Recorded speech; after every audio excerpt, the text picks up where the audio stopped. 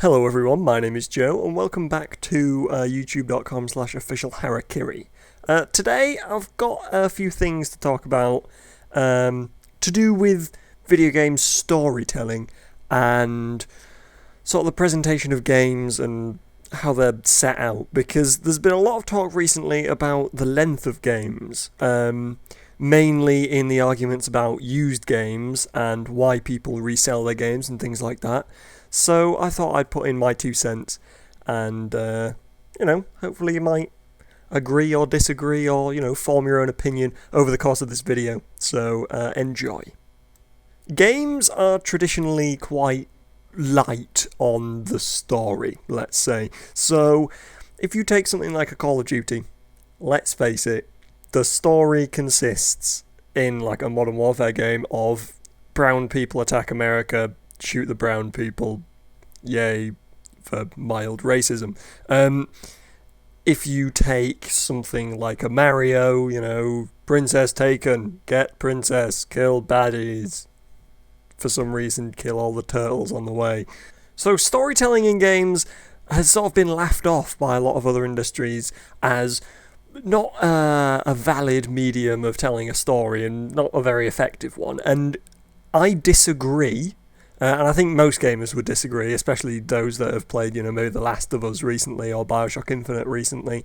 I would definitely disagree saying that video games is not a valid way of telling a story. However, I would agree that so far, stories in games have been a bit crap, really. I mean, if you compare the pinnacle of game storytelling, which let's I'm not going to argue between the two, but let's take Bioshock Infinite and The Last of Us. Let's say that they're the sort of pinnacle of video game storytelling. If you compare those to a pinnacle of movie storytelling, then we start to see quite a big disparity between the two, in that the emotions evoked from the best film stories are often a lot more pronounced, and basically people have a much larger and broader emotional response from films than they do from games. Some people might see that as the fact that games are just not as good at evoking emotion in the audience, or in the spectator, as you might say. I've done A-level film studies, so we call them the spectator, but you can't really use the spectator with video games. It's the player, isn't it? But so games are generally not as good as at evoking that emotional response. But I disagree with people that say they can't be. I just think that people tend to use it wrong when they're trying to get that pinnacle of story in a game. So in terms of films, I am very much of the opinion that the greatest tool that a director or a writer, or a film creator, the greatest tool that a film creator has in his arsenal is immersion. So trying to grab the spectator and trying to bring them into the world, trying to get them to really care about the world and the characters and the events that are taking place over the course of that story, because by doing so you can put across a message, whatever the message of the film may be, if there is, of course, a message. You can put that across in subtle ways so that the spectator empathizes with the point of view of the film. So, let's say that you're trying to persuade people that racism is bad. If you can immerse the spectator in a world where racism causes bad things, without them realising that you're trying to persuade them of the fact that racism is bad, if you can immerse them in that world so that they feel like they're experiencing and discovering the fact that racism is bad themselves, then they will start to believe that. It's the old Inception thing. In the film Inception, they're talking about how if you tell, it's really hard to put an idea in somebody's head. You've got to try and make them think that they came up with the idea themselves. You've got to hint them towards it. So, if the guys in the film give the example, if I say don't think about elephants, you're immediately thinking about elephants. You've got to try and persuade their subconscious to stop thinking about elephants. And that's the purpose of that film. Which is a good film, by the way. I like that film. Anyway, I digress. Basically what I'm trying to say is the most powerful way of getting somebody to have an emotional response with a film and or give them a message through a film is by keeping them immersed in the world and making them come to the conclusion themselves, whatever that conclusion may be, whether it's racism is bad or aliens invading Earth is bad. You want them to come to their own conclusions about the film. So you might be saying, surely video games are great at telling stories because video games are very immersive, and I would say yes, potentially. The problem with games at the moment, though, is that there are sort of two schools of thought when people are trying to structure a narrative. And it's kind of polarised at the moment. Personally, I don't understand why, but it is. On the one hand, you've got your games like The Elder Scrolls, where they give you a world, they give you loads of stuff in that world, and they say, go and be a part of it, go and explore and enjoy yourself. And then you have your games like Call of Duty, where they're saying, here's a linear narrative like a film, enjoy. And I don't think either is wrong, I just think both of them have a slightly skewed way of looking at how a story should be structured in a game. So the main problem with something like The Elder Scrolls, say, you're playing Skyrim, you go into Skyrim, you do the first little bit where you almost get your head chopped off and there's a dragon, you're like, oh no, a dragon! You go to Whiterun or whatever and you talk to the dude and he says, go and do stuff, and then you kill a dragon and it's like, yay! Once you've got out of that beginning bit, you're now free to roam around this world. Indefinitely free to roam around this world. This is pretty much the only problem with storytelling in an open world game. I think that potentially open world sort of expansive RPG style games are much better at immersing a player and much better at telling stories because, in real life, if you so choose, you could just go up to a guy and start talking to him. But I think the job of the game is to persuade you to be following the story in the immediate manner that it is presented in. That was another really confusing sentence, I know. So what I mean by that is, you're in Skyrim and the Jarl of Whiterun says to you, there's a dragon attacking, quick, go kill it. At that point, you should be concerned enough about that immediate threat that you should go and deal with it immediately.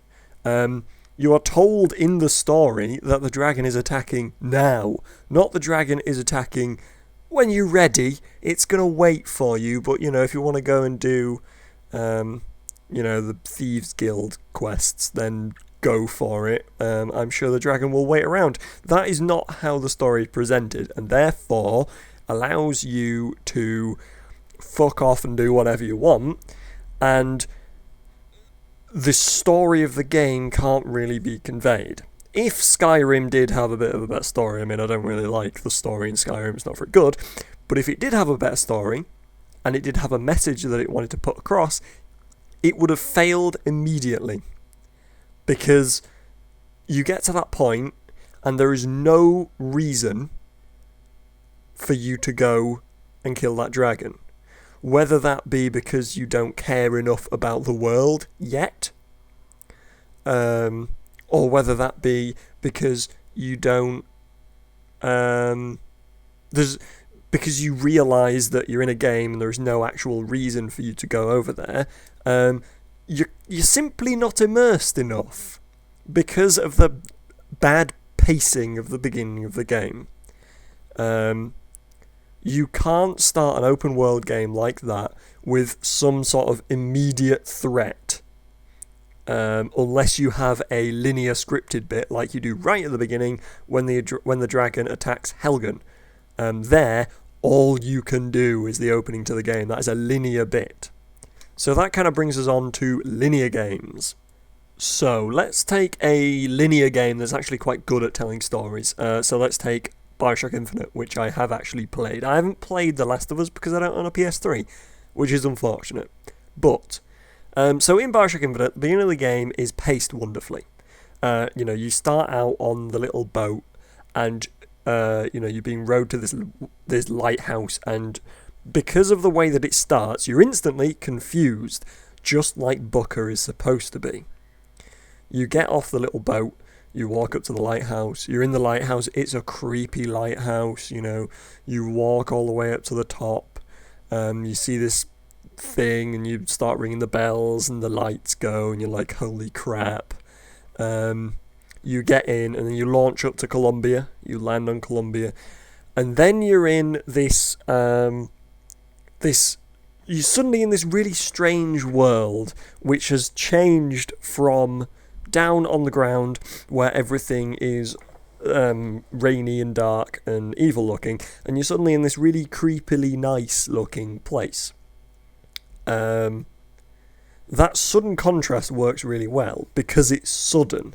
Now imagine how crap that would be if instead of this is just going back to the non-linear games, by the way. Imagine how crap that would be if instead of that beginning bit being completely linear, you could choose to hang about on the ground for a bit and, go to a bar and start talking to some guy that gives you a quest to go and find a bottle opener because he's thirsty. And, the pacing would be completely ruined because the confusion on the boat would have worn off by that point. You'd know where you are, you'd know about your world, and you'd go up, you'd know what your quest was, and then you'd go up to Columbia and it wouldn't be confusing. You'd already know about Columbia because you would have spoken to enough people that you'd heard about Columbia, you knew what was going on, and, you knew what you had to do.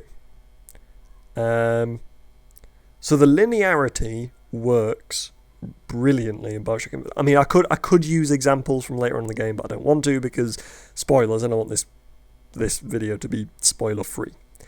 So the linearity in Bioshock works really well. Now the problem comes is when you've landed on Columbia, you've got this big sort of area that seems as though you can go and do pretty much whatever. But of course, Bioshock is a shooter. It is not an RPG. I know that some people try and persuade everybody that it's not a shooter. It's a shooter. Even Ken Levine said it was a shooter. It's a shooter. That's what it is. People that say, oh, you're not supposed to be criticising the shooting mechanics. It's a shooter. Of course you're supposed to be criticising the shooting mechanics. If when you shoot it's not fun in a shooter, it's not a good shooter.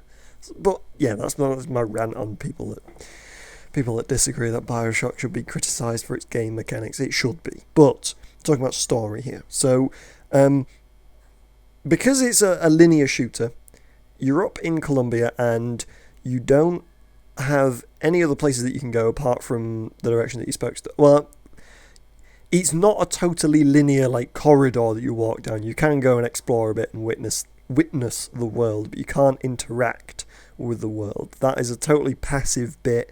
Essentially, it is just a windy path to your destination rather than just a corridor, which it could be. You could replace those sections with corridors and the pacing of the game would be exactly the same. The only difference would be is that it would ruin some of the immersion, because you're not witnessing the world as much.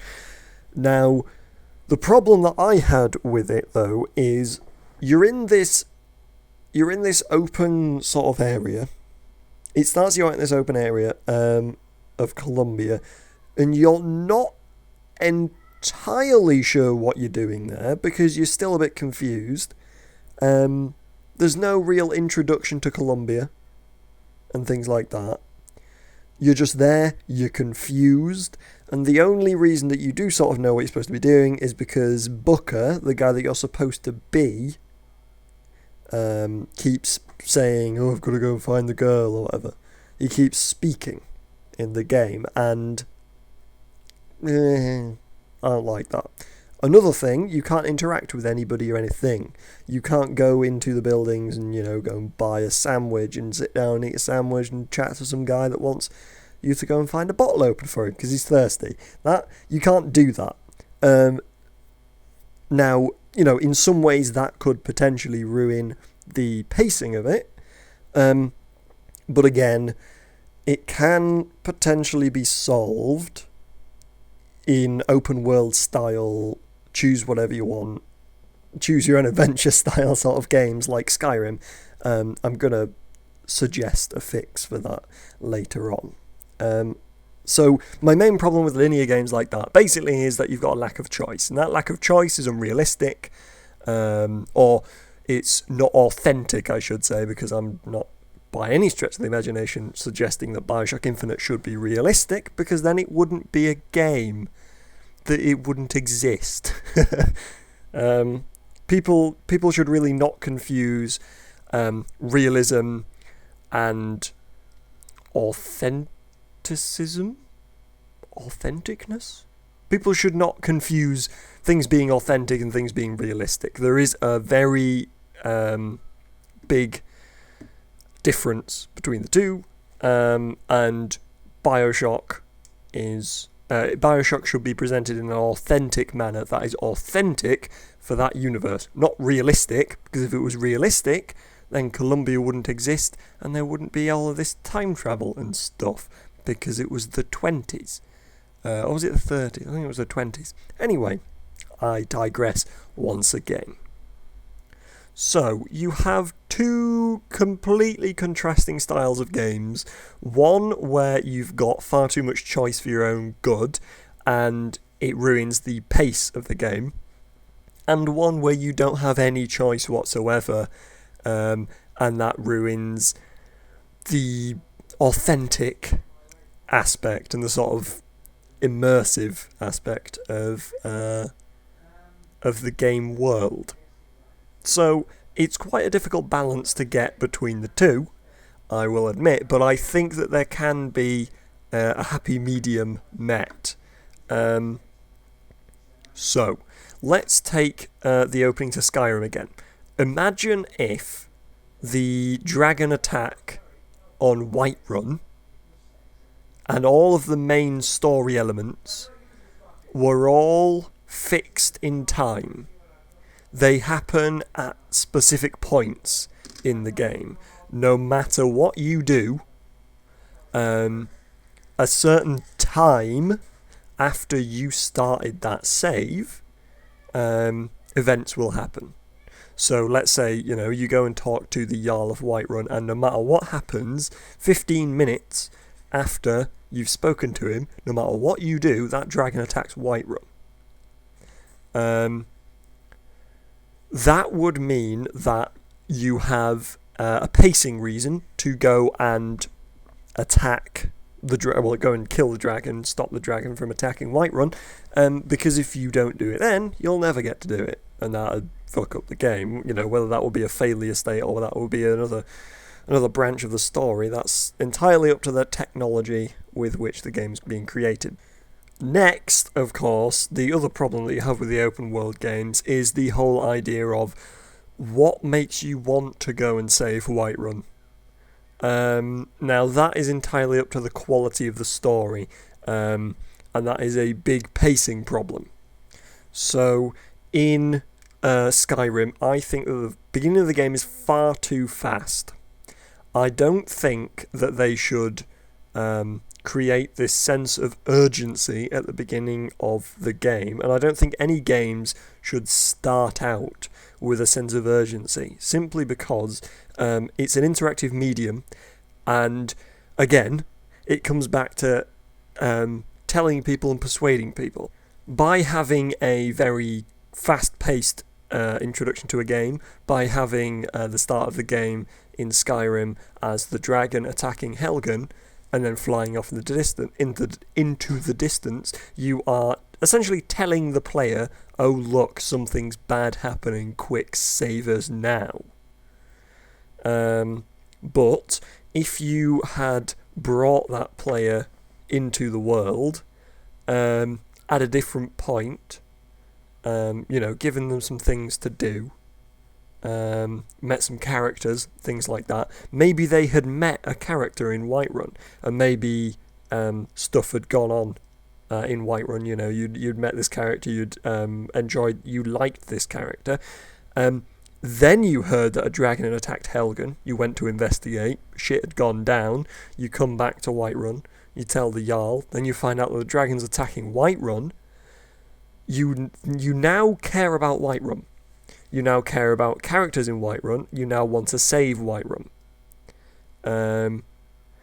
So then, even though there is this 15-minute timer that we already mentioned, even though there's this 15-minute timer before the dragon attacks, you're probably going to get to the dragon fight well within that 15-minute timer, because you understand the stakes, and you understand the sense of urgency for the citizens of that world, because you also have something invested in that world.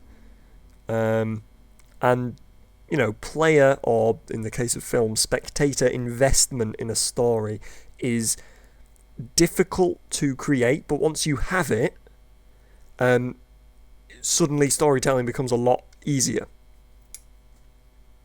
This is one of the reasons why people like MMOs so much, I think. Now, the reason I say I think is because I don't really play MMOs that much, apart from PlanetSide, but PlanetSide is not an MMORPG. I'm talking about MMORPG. So the reason that people like MMORPG stories so much is because you've invested in your character so much that you don't want something bad to happen to that world, because in your head, your character is in that world, and you've put so much time and effort into that character. You've put so many hundreds of hours, thousands of hours even, into that character. You don't want it to go away. So you want that world to be preserved. I mean, obviously MMOs are not the best example, because storytelling in MMOs is generally not that great. But, it's something to think about. Now, the danger is that we have now created a bit of a linear introduction to Skyrim. We've said, we've extended the whole Dragon Attacks Helgen from Dragon Attacks Helgen to you've arrived in this world, you go and meet some characters in Whiterun, you experience Whiterun, you do some things in Whiterun, you might help some people in Whiterun, you might do a bit of training or whatever, and become a warrior. Then the dragon attacks Helgen. You go and explore Helgen. You go, ooh, a dragon attacked. You go back. Then a dragon attacks Whiterun. And then the choice begins. So, we've now gone back to the problem of we've created a full opening sequence where we can then either have a really linear opening sequence, or we can go back to the open world style and we can give the player choice, and we can say, maybe you don't have to do these quests at the beginning, you can do whatever you want. Maybe you want to go and live in Solitude instead of Whiterun, which is another city, by the way. I'm not saying you might want to go and live in your own. That'd be boring. That'd be a very boring game. I would not recommend doing that. Any game developers out there, don't make a game where you just sit in a forest on your own. Surprisingly enough, that might be a bit boring. Um, yeah, so you might decide that you want to go to Solitude instead of Whiterun. If you do that, that fucks up the pacing of the game again. Unless you then have another bit of story there, where the your friends in Solitude find out that Whiterun is being attacked, and that either affects them there, or maybe they've got friends and they go and fight, and they're not very good at fighting, and in this character development at the beginning of the game, you understand that they're a bit pathetic and you need to actually protect them a bit. So you follow them to Whiterun, and then you experience this dragon attack yourself, and then the rest of the game can start. It creates this sort of eternal loop of you try and immerse the player, but then in order to immerse the player, you've got to make it open world, and in order to make it open world, you've got to give them choice. Giving them choice ruins the pacing, and that breaks their immersion. Or can break their immersion, obviously depending on the player, because some players will just go and do what they're told. I like doing that, mainly because I play linear games primarily. So the way in which I'm suggesting this dilemma could be solved is by presenting a linear story with a linear set of events, very fixed pacing, like a linear game, like something like, obviously not as crap as Call of Duty, but something like a Call of Duty game where you're on rails, essentially, where you're being pushed along this story, while giving them the illusion of free will, and giving the player enough choice that they feel like they're making their own decisions, but by making those choices not too game-breaking or story-breaking. So let's go back to the scenario of you enter Whiterun and you have the choice of where you want to go and live. So you arrive to Skyrim. You arrive in Skyrim by ship. You land there and you're like, oh, well, I don't know where to go. So you go and ask somebody for a map, and you have a look at the map, and then you decide somewhere that you want to go and live.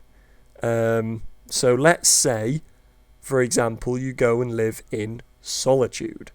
Now you go and live in Solitude, and this creates a bit of a problem, because now when the dragon attacks Whiterun, which is a big important plot point where you discover that you are Dovahkiin, that you are Dragonborn.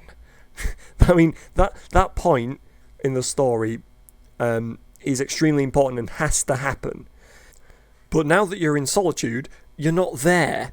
So you've got to be linked back. Now the way in which you would do this is, say, as I suggested before, a character or a quest line links you back to something or someone in Whiterun that you or another one of the characters that you cares about, and that means that you have an emotional link to Whiterun and you don't want it to get destroyed.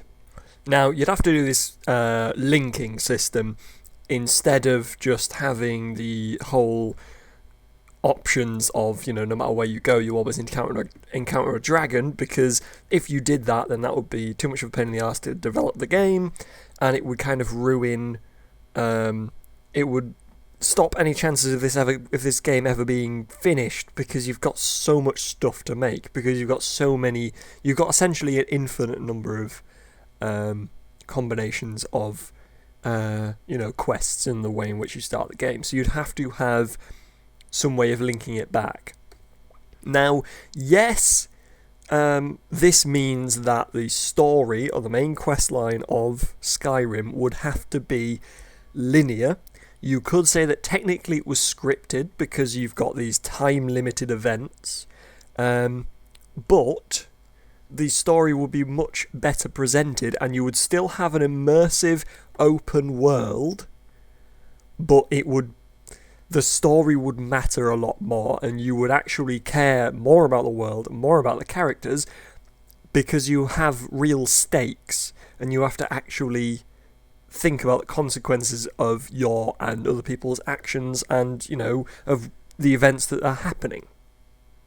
The easiest way that I could quickly explain to somebody this method of storytelling compared to either a straight up linear or completely open-ended method used in Call of Duty or Skyrim respectively would be take something like Halo or Crysis.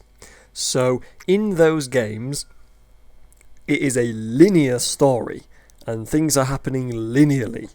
However, you get to these areas and you can fight those enemies in whatever way that you want to do it. But no matter what happens, that mission will always come to an end and it will always come to the conclusion that it needs to. Now, obviously, those games don't have any choice, so it's a little bit more complicated than that. But essentially, whether you enter an area and choose to go and get the rocket launcher to blow up the vehicles, and that blows up the vehicles and allows you to progress, or if you go into the area and decide to, run in and board the vehicles and throw a grenade in and then jump off, and that destroys the vehicles and allows you to progress, you always come to the same conclusion no matter how you tackle that situation. And that is kind of how I think storytelling should be dealt with in video games. I think that it needs to give you structure, it needs to give you purpose, but it needs to give you choice as well. And the balance between the two is very difficult, but it is possible, I think. Okay, so I hope that I haven't over-confused you. To be honest, I'm really confused. Trying to structure thoughts about storytelling in a way that's easy to understand is really difficult, especially when you're trying to do it in long form and trying to actually explain your ideas. What is this video now? Over half an hour? That's hard to do. So if you do have any questions about what I just said, as I probably would if I was watching this video, then do post them below and I will answer you. 100% will answer every single comment that comes onto this, well, every single question that is on this video. Obviously, if it's not a question, I'm not necessarily going to reply. But, yes, so please do comment below. Rate the video, depending on your opinion of it, and subscribe if you want more of my strange rants and sporadic thoughts about stuff to do with games, as well as me and Jay pissing about. Jay is currently on holiday. He will be back reasonably soon. I realise that we haven't been uploading very much recently, but when he comes back, hopefully we will be doing a lot more recording and a lot more uploading, so that should be good. So subscribe if you want more, rate, comment, all that jazz, and hopefully I will see you all next time.